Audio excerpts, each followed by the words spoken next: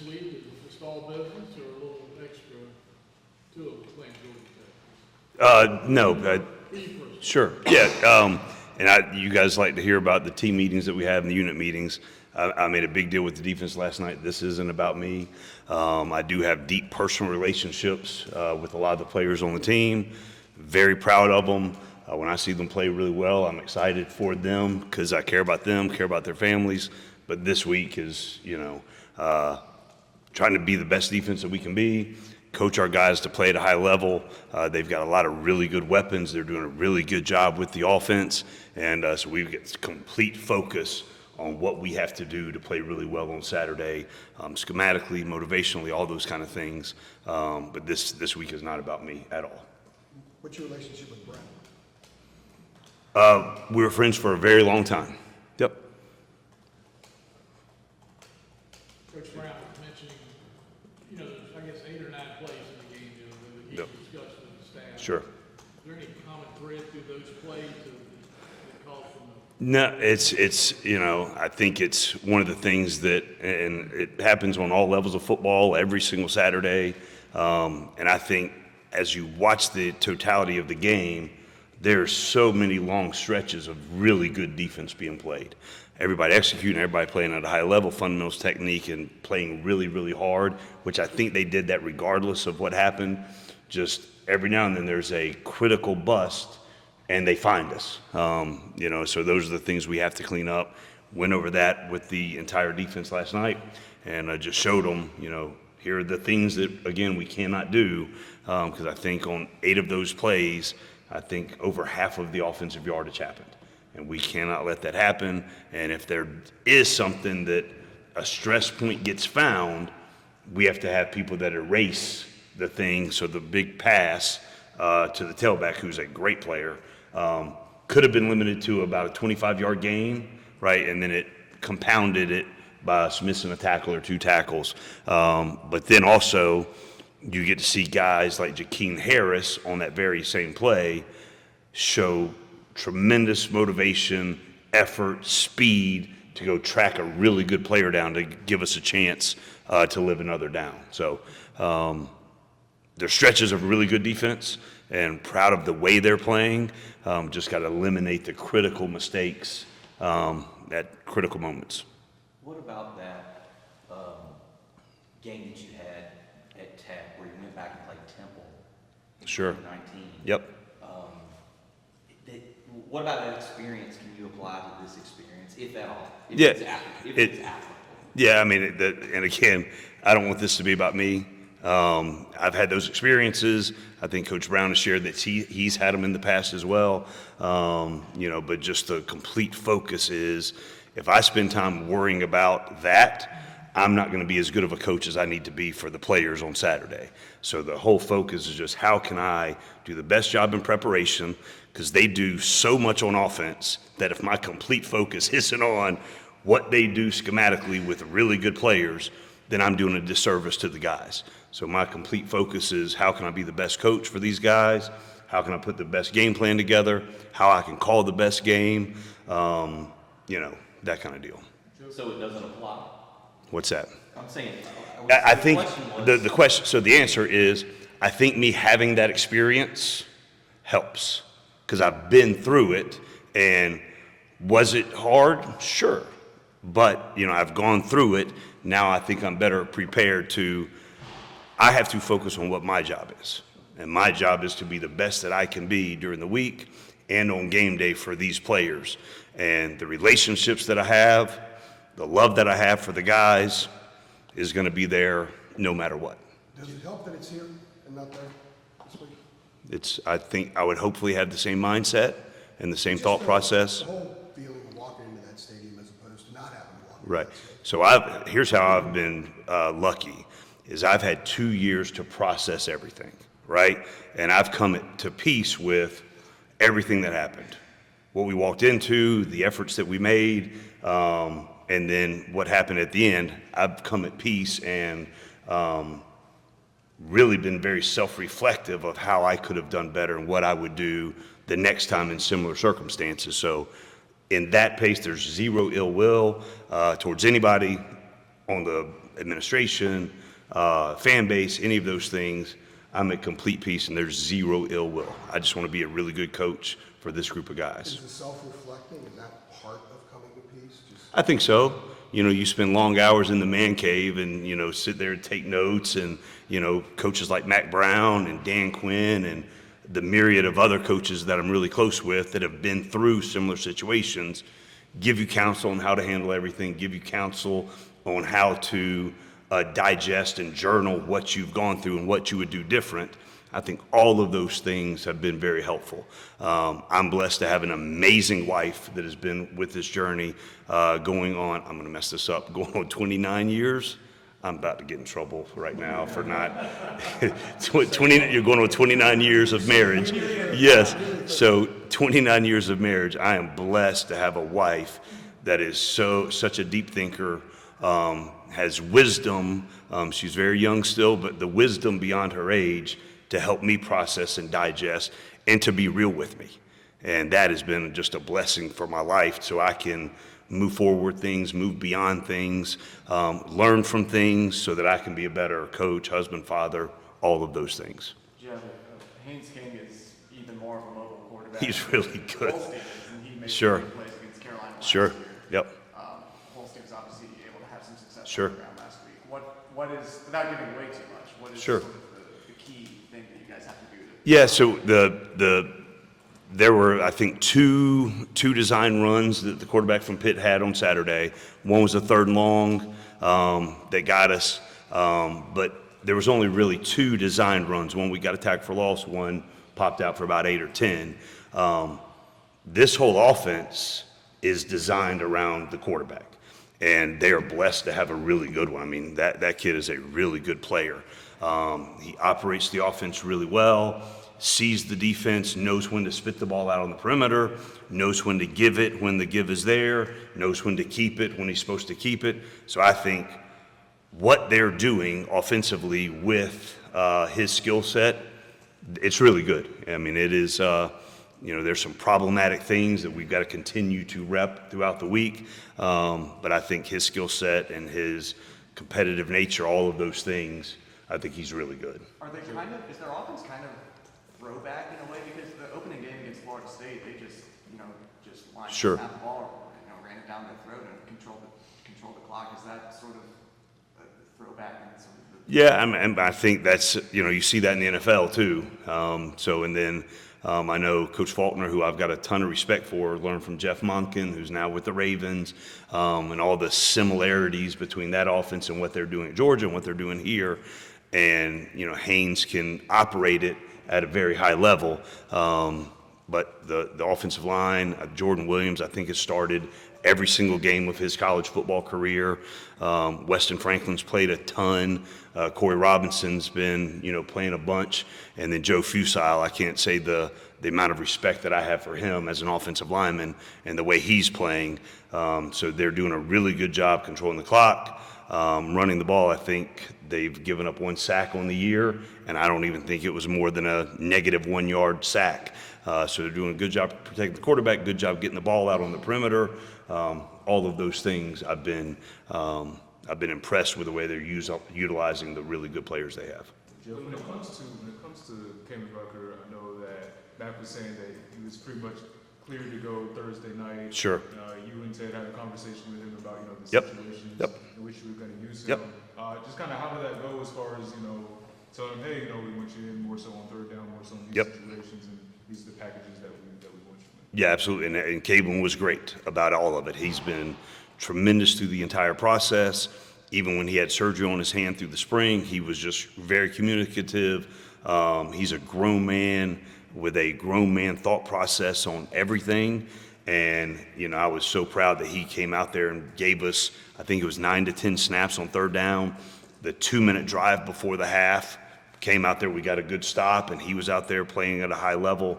The first play that he was in, it looked like he was shot out of a cannon running back there at the quarterback, and it was just exciting to see him back out there. And hopefully throughout the week we'll be able to get him in some more normal down situations as well. But just ridiculously proud of him and thankful that he's healthy, A, and B, being able to contribute hopefully more and more and more as we go forward. And then how much did those non-plays help just for him to be on the field and just to, Yep. I don't know, be in a real game? Absolutely. I think it was good. I mean, how many, he's been out 4 now, right? Three full, and so playing 9 plays in the 4th, so it was, it was good to have him back out there. And I do want to say too, Jacoby Cowan played really, really well. This is his second game with the start, his second game playing 50-plus snaps. Still probably a little too many, but I think he's playing really well. It's been a good for us to be at that spot for him to play that. It seemed like with Kanan too, there was at least 1 or 2 plays when he was in, he almost run up and down the line, looking Yep. for a spot. Was that planned? That's planned. That's planned. That's the way that package works. We wanted him off the ball. We wanted him to hunt the protections, and we had it schemed up where we could get a favorable matchup, and that was all by design. And that him having a little knowledge and finesse to understand how to set things up too was really good. How discernible is the difference when you look at how the offense has to be so uber aware of him and where he is, how that makes other guys better Sure. on the next snap, but also can affect the offense some. Yeah, absolutely. I mean, when you have somebody that you have to know where they're at on every snap, it helps everybody. It helps the defense, helps the play calls, it helps his teammates, all those kind of things. And he is that kind of player. Jeff, I was gonna say 6 games in now, halfway through the season. Yes, sir. How would you assess the total defense? There, like I said earlier, there's been stretches of greatness, and then there's been, some times where it's not resembling what we know it can be and what it should be. So just putting that consistent product on the field for 4 quarters, every single game, is the challenge, and we'll rise to that challenge. And but the attitude, the demeanor, the leadership, the striving to get better every single day, working to get better. Like last night, we had a 12-period practice, and they were getting after it. And that's what you look for in a coach, and the guys are doing a good job of that, and the leadership and the character and all those things. We've been really proud. How gratifying Against the mobile quarterback, maybe hinder, limit, alter, change the ways and types of blitzing you can bring in? Yeah, so and every week's a new entity, and the way we pressured week 1, the way we pressured week 2, week 3, every week there's a different philosophy, and even by halves, we'll do things that we'll run these type of pressures a bunch early in the game, but in the second half and late in the game, there's the different kind of pressures with the different coverage behind it. So we have that going throughout the year, and then we try to make it as simple as possible for the guys to understand, here's the blitz pattern, here's the coverage that's behind it, here's how it all works together. And the guys have done a great job with that and handling when we do flip the script at halftime, how we're going to do that as well. How gratifying was it to see Caleb get that pick 6 early in the game? that was As you awesome. said, teams have been picking on him maybe. Sure. Yeah, and I think I think he's shown the last 3 weeks that 21's a really good player, and I think that's kind of I think that's his reputation now, going on his 6th start now, and just for him to get that play, and there's not a lot of humans on this earth that would have been able to catch that football, maintain balance, stay in bounds, and then stride out for 75 yards. I couldn't do it, right? I would have been falling. I wouldn't have caught the ball A. It would have fallen over B. But he was able to catch the ball, A, play the perfect coverage, B, catch the ball, maintain his balance, and then stride it out for a touchdown. That was an impressive play. Gosh, Holstein, Cutback too. Holstein Yes. looked like he was going to get it. Yep. The replay showed that it looked like you were gonna run out of the field right So, and I probably do that way too much.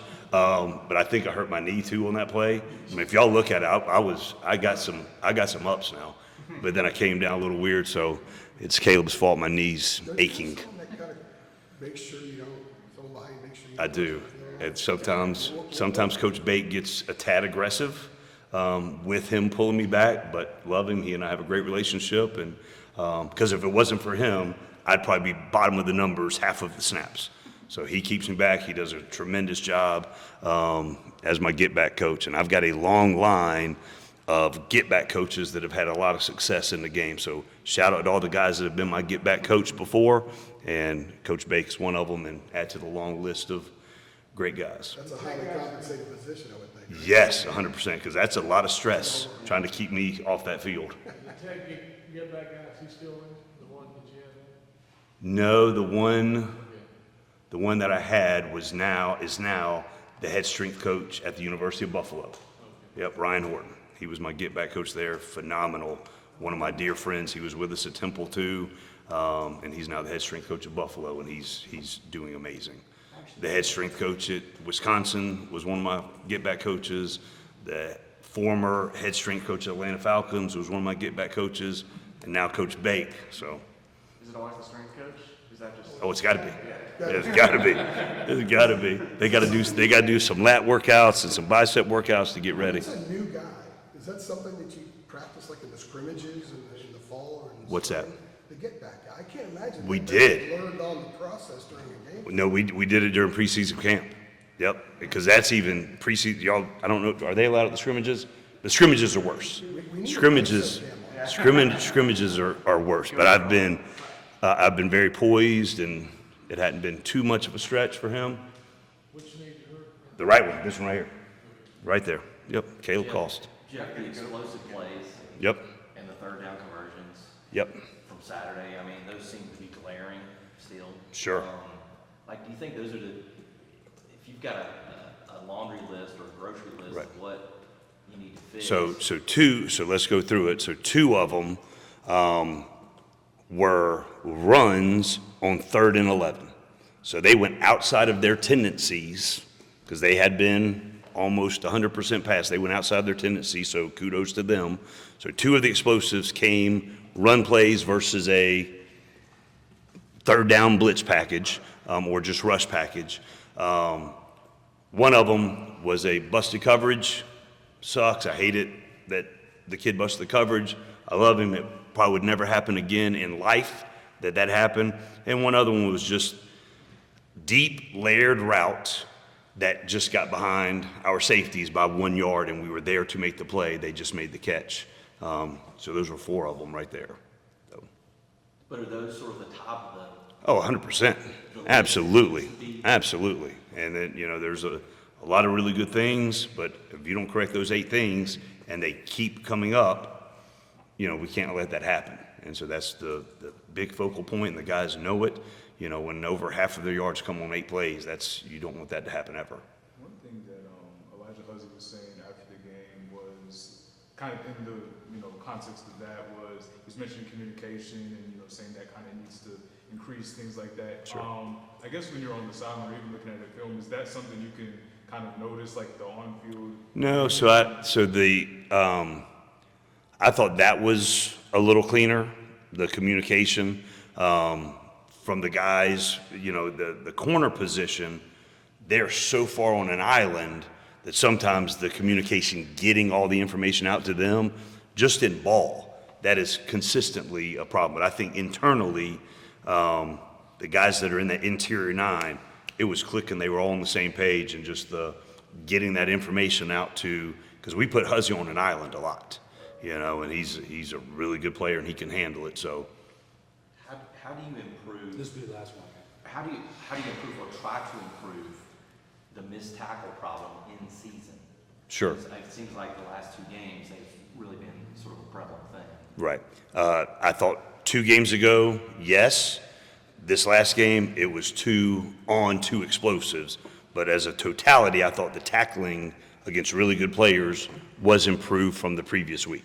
The previous week in the second half, tackling was the issue, right? This past game, it happened on 2 explosives, but the other part, we were tackling really good players, even in space at a high level. But every Tuesday is a big tackling circuit. Every Tuesday against the scout team, it looks like, and this is a credit to our show team as well, it looks like a scrimmage. We're just staying up and not, getting people on the ground. But the physicality and the running to the ball and the thudding and the show team giving it to us giving it to them is really good. And I think our coaches have done a good job stressing the pursuit and the tackling all throughout the week. So. All right. Thank you, guys.